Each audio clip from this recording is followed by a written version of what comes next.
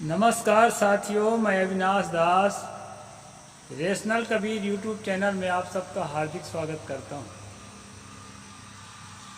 दोस्तों, चैनल को यदि सब्सक्राइब नहीं किए हैं तो सब्सक्राइब ज़रूर करें। अपने सभी साथियों के पास शेयर करके वीडियो को पहुंचाएं, क्योंकि आज का वीडियो बहुत महत्वपूर्ण है और जन जन तक, खासकर देश के सभी महिलाओं तक पहुंचना ज़रूरी है, ताकि समझ सकें कि ये छठ का जो पर्व है ये आखिर है क्या चीज़।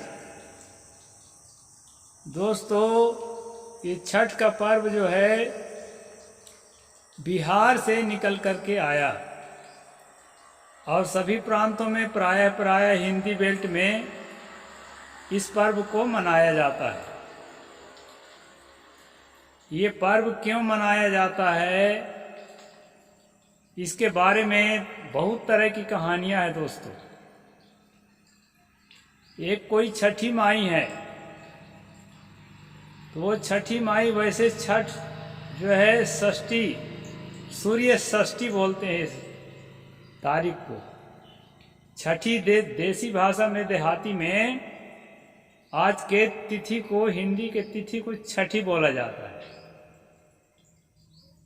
तो छठी जो है एक तिथि है, कोई व्यक्ति नहीं है। ये बात सबसे पहले आपको जानना होगा। लेकिन दोस्तों, एक और कहानी इससे जुड़ी है कि एक छठी माई नाम की महिला थी, जिसने सूर्य की उपासना किया, सूर्य को अर्घ दिया, तो उसके 6 बच्चे पैदा हो गए। जैसे बकरी के या कुतिया के 5-6 बच्चे एक साथ पैदा होते हैं, इसी तरह दोस्तों उसके 6 बच्चे एक साथ पैदा हो गए सूर्य उपासना करने के फल से। फिर प्रश्न पैदा होता है, उसने सूर्य उपासना क्यों किया पुत्र की कामना से? तो उसके लिए एक पौराणिक कहानी है दोस्तों, जो कि महाभारत के आदि पर्व में है। डिटेल से पढ़ना होगा तो आप महाभारत के आदि पर्व पढ़ लेना, उसमें ज़्यादा डिटेल में रहेगा। मैं संक्षेप में वीडियो बना रहा हूँ, इसलिए किताब नहीं खोला हूँ, बहुत लंबा हो जाएगा। उसमें क्या बताया गया है दोस्तों, कि सूर्य में पुत्र देने की क्षमता है। और वो कैसे पुत्र देता है, उसकी एक कहानी है। राजा सूरसेन के बुआ का लड़का था कुंती भोज, और कुंती भोज जो है निसंतान था। तो साथियों, एक दिन जो है दोनों ममेरे फुफेरे भाई एक जगह बैठे थे। चर्चाओं के दौरान जो है वो अपनी कमी बताया कि भाई मैं तो निसंतान हूँ, मेरे पास कोई संतान नहीं है। अभी तुम नया नया शादी करे हो, तुम्हारा संतान शायद हो जाए तो एक 8 एक्स्ट्रा पैदा कर लेना। तो दोस्तों, सूरसेन राजा ने बताया कि मेरे जो संतान होगी ना, तो पहली संतान मैं तुमको दान में दे दूंगा, तुम गोद ले लेना।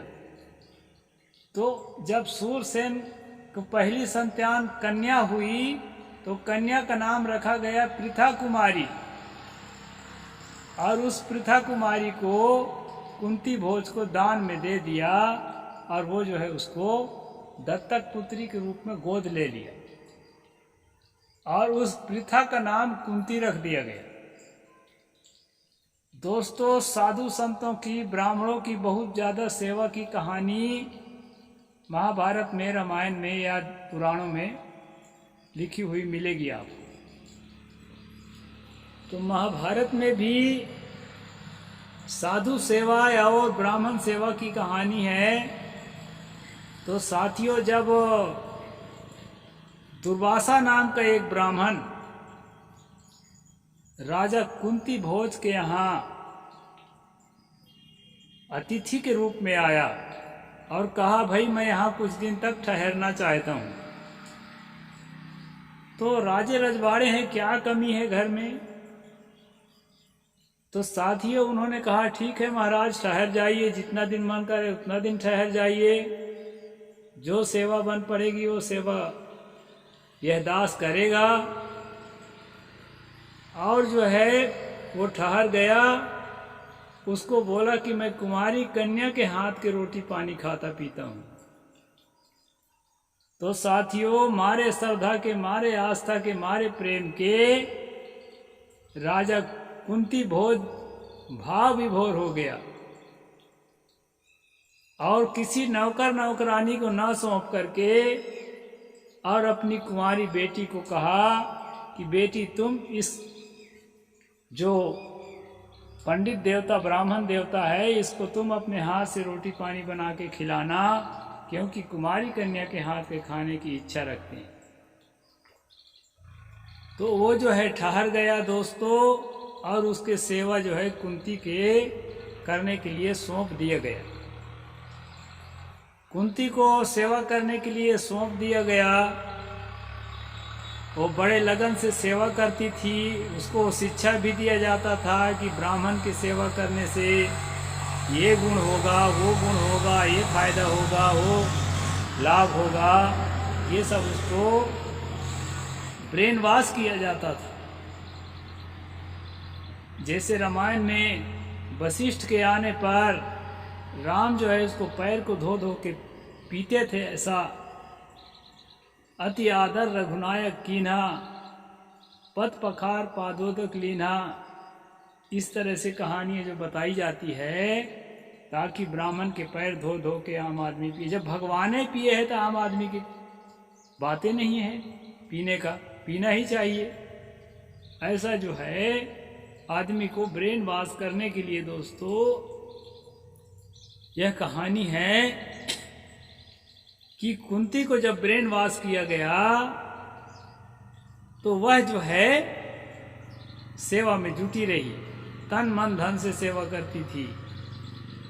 पानी लगे तो पानी देती थी, भोजन लगे तो भोजन देती थी। चाय तो उस जमाने में चलता नहीं था, तो चाय भी बना के दे देती। तो तरह तरह के जूस देती थी और क्या क्या देती थी। उसका आसन बिस्तर बिछाती थी, वो सारा काम करती थी दोस्तों। तो जाते जाते जो है दुर्वासा ने कहा जिस दिन जाना हुआ तो कि हे कुंती अब मैं जा रहा हूं, बहुत सेवा की है तुमने, बताओ तुमको क्या उपहार दे दूं। तो कुंती ने कहा कि महाराज मुझे कुछ उपहार नहीं चाहिए, आपकी दया दृष्टि आपके आशीर्वाद ही पर्याप्त है और मुझे कुछ नहीं चाहिए। तो कहा नहीं बेटा मैं कुछ न कुछ तो दे के ही जाता हूँ, खाली मैं कभी नहीं जाता। तो कहा दे दो भाई जो हो अच्छी चीज आपके पास। तो दुर्वासा ने कहा मेरे पास एक अच्छी चीज है, वो है वशीकरण का मंत्र, उसको मैं तुम्हें दे देता हूं। और उस मंत्र को जब भी उच्चारण करोगे, जिसका नाम लेकर उच्चारण करोगे वो दौड़ा भागा चला आएगा तुम्हारे पास। तो साथियों कहा दे दो, जब ऐसा है तो दे दो भाई, आपकी इच्छा है तो वशीकरण का मंत्र जो है कुंती को दुर्वासा ने दिया और कुंती ने उसको याद कर लिया। दोस्तों वशीकरण कोई मंत्र नहीं होता, ये भूल में मत रहना, ये कहानी है। और इसके बाद क्या होता है दोस्तों, वह जो है एक दिन कहा कि मैं इसको आजमा के देखती हूं भला ये मंत्र में कुछ दम है भी कि नहीं। तो उसने जो है सूर्य की ओर देख करके, आकाश में जो सूर्य है पृथ्वी से 15 करोड़ दूर किलोमीटर, और जो है पृथ्वी से 13 लाख गुना बड़ा उसका जो है आकार है, 13 लाख गुना बड़ा आकार है पृथ्वी से, और 15 करोड़ किलोमीटर दूर है दोस्तों सूर्य। हीलियम और हाइड्रोजन गैस का गोला है और उसमें कुछ थोड़ी मात्रा में अन्य गैसें भी है। तो उस सूर्य के तरफ देख करके कुंती ने उस मंत्र का उच्चारण कर दिया। अब भाई मंत्र तो सही था कहने के अनुसार, वो सूर्य जो है मनुष्य का रूप धारण करके और कुंती के पास आ गया और आकर कहता है, बोल तुझे क्या चाहिए। तो कुंती ने कहा, भाई मुझे कुछ नहीं चाहिए, मैं तो ऐसे ट्राई कर रही थी कि ये मंत्र सही है कि नहीं है। तो संजोग बस सही था कि आप आ गए मंत्र पढ़ने से। तो सूर्य ने कहा, मैं तो कुछ देकर ही जाऊंगा। तो कहे, मुझे कुछ नहीं चाहिए, मैं राजघराने की बेटी हूं, मेरे पास सब है, बस आपका दया दृष्टि आशीर्वाद बना रहे वही पर्याप्त है। तो सूर्य ने कहा कि ऐसे बात नहीं बनेगी, मैं तुम्हें पुत्रवती करके जाऊंगा। तो दोस्तों कुंती बोलती है कि अभी मैं बच्ची हूँ, मेरा जसवाला भी नहीं हुई हूँ, अविवाहित हूँ, अगर मुझे संतान उत्पन्न करके जाओगे तो समाज में मुझे क्या बोलेंगे लोग, इसलिए आप चले जाओ, ऐसा मत करो, मेरा अभी जो है उम्र छोटी है। तो साथियों कहा जाता है कि सूर्य ने उसके नाभि को हाथ से पकड़ा और नाभि को पकड़ने से वो तुरंत रजस्वला हो गई और तुरंत रजस्वला हो गई। रजस्वला हालत में जो है स्त्री को संभोग करने का नियम नहीं है दोस्तों, लेकिन वो सूर्य नाम का व्यक्ति जो है वो उसको बलात्कार कर दिया। वो मना करती रही, झटकारती फटकारती रही छोटी बच्ची, लेकिन उसको रेप कर दिया और रेप करने से उसको गर्भ ठहर गया। दोस्तों ये कहानी महाभारत आदि पर्व की है और उसको गर्भ ठहर गया और कहा जाता है कि वही गर्भ जो है बच्चा के रूप में जब पैदा हुआ तो लकड़ी के पेटी में रख करके और नदी में उसने बहा दिया। और अधिरथ नाम का जो एक सूत जाति का आदमी था, बढ़ई जाति का आदमी था, वो नदी में नहाता हुआ जो है उसको देखा पेटी को और खोल के देखा, उसमें बच्चा मिला तो अपने पत्नी राधा को ले जाकर दे दिया। ये राधा दूसरी है, कृष्ण वाला राधा नहीं है। तो वो राधा ने उसको अपना बच्चा समझकर पाला पोसा। वही बच्चा आगे चल के कर्ण के रूप में, एक योद्धा के रूप में आपका वर्णन मिलेगा महाभारत में। इस तरह कहानी है दोस्तों। तो पुत्र देने वाला जो सूर्य है, बलात्कारी सूर्य,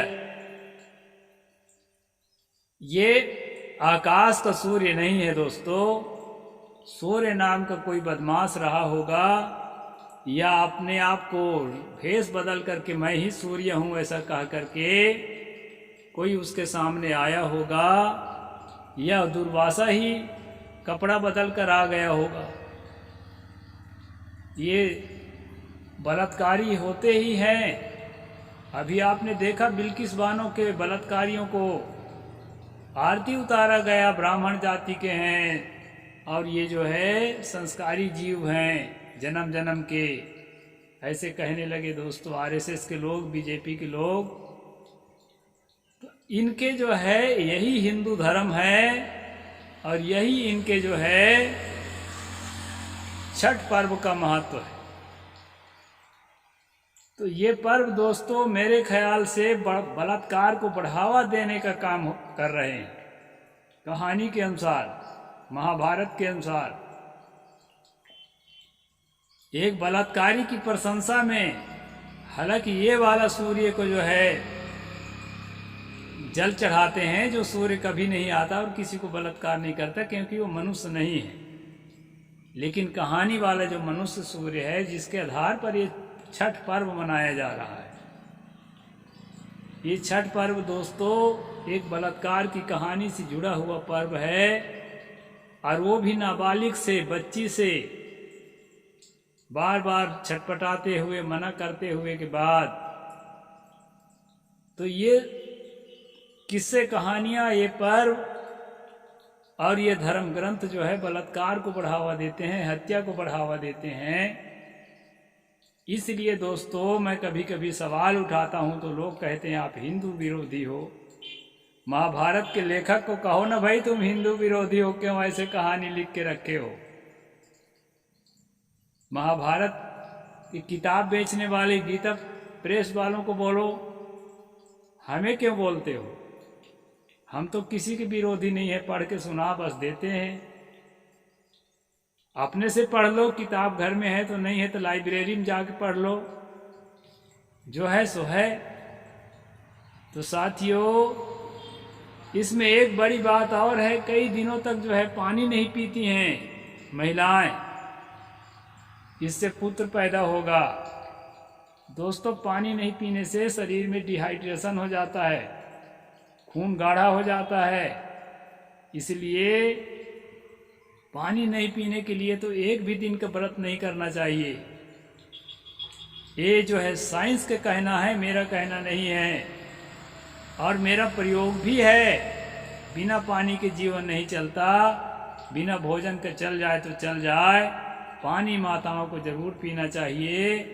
और जो रेशनलिज्म को समझने वाली माताएं हैं उसको इस तरह के पर्वों को नहीं मनाना चाहिए। वैसे बिहार में जो है अशिक्षा ज़्यादा है, झारखंड में बिहार में अशिक्षा ज़्यादा है, इसलिए वहाँ के लोग मनाते आए हैं माताएं। और छत्तीसगढ़ में भी अशिक्षा ज़्यादा है तो यहाँ भी शुरू हो गया है देखा देखी। इस प्रकार इस पर्व की कहानी है दोस्तों। कहानी अच्छी लगी हो तो लाइक ज़रूर करें और कमेंट लिखें। जो लिखा है उसको जांच लें लाइब्रेरी में जाके। आदि पर्व की कहानी है ये, अभी मैं किताब नहीं रखा हूँ इसलिए कि कहानी लंबी है, किताब से बताऊंगा तो 1-1.5 घंटा लगेगा। तो यहीं पर मैं बात को पूरा करता हूँ दोस्तों। और किसी प्रकार छठ वोट पर्व नहीं होता है, ये जो है भ्रम अंधविश्वास है, पाखंड है, आडंबर है।